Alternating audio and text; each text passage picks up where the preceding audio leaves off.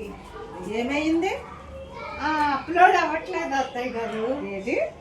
Upload అవ్వట్లేదు అత్తయ్య మరి గారు. ఇలా కొంటే ఇలా చేస్తే ఏమవుతాయి? అప్లోడ్ వచ్చి చేయకపోతే, అప్లోడ్ శుభాగతాలు చేయకపోతే అయ్యో అప్లోడ్ మేము ఇలాగ నేనగా అప్లోడ్ ఇచ్చేయడం కాదు. డబ్బులు ఉన్నప్పుడు వెళ్ళి షాప్కి వెళ్ళి ఏమైనా కొనుక్కోవాలి. ఈ తలనొప్పు ఇంటికి ఈవిడికి ఎలా చెప్పాలి ఏంటి అర్థం?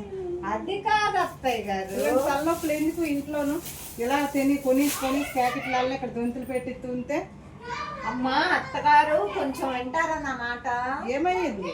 ఇది ఫోన్ లో వీడియో అప్లోడ్ అవ్వట్లేదు అని చెప్తున్నా. అప్లోడ్ అవ్వకపోతే సర్వీస్ ఫోన్ చెయ్యాలి కదా నువ్వు. దేనే ఫోన్ చెయ్యాలి? అప్లోడ్ అవ్వలేదు, నాకు ఈ ఫోన్ వద్దని షాప్ ఫోన్ చెయ్యాలి కదా నువ్వు. షాప్ అప్లోడ్ వచ్చాడు కదా, నువ్వు భయపడిపోతాను అనుకుంటా. నేను అప్లోడ్ కాదు, అప్లోడ్ అవ్వకపోతే వీడియో అప్లోడ్ అవ్వకపోతే ఎక్కడికో వెళ్ళి ఏ చేయించుకో. షాపులు కొన్నా ఆ షాప్ ఫోన్ చెయ్యి. మాకు అర్జెంట్ గా అవ్వలేదు అప్లోడ్ అప్లోడ్ అంటే ఇది అప్లోడ్ అవ్వలేదు. అప్లోడ్ చెప్పలేను అత్తగారు. అప్లోడ్ మన ఇంటి మీద వచ్చేస్తాను. మనమే అప్లోడ్ చేసుకోవాలి, కొంత టైం పట్టినా అప్లోడ్ అవుతుంది. అప్లోడ్ అదేదో చెప్పి ఆడొచ్చు కదా.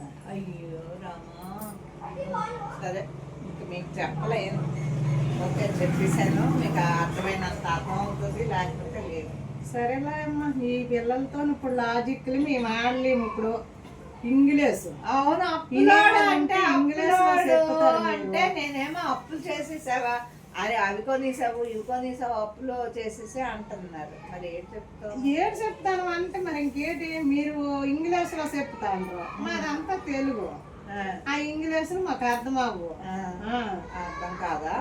ఊరుకోండి, అర్థం కాకపోవడమే మంచిది. సరేనమ్మా.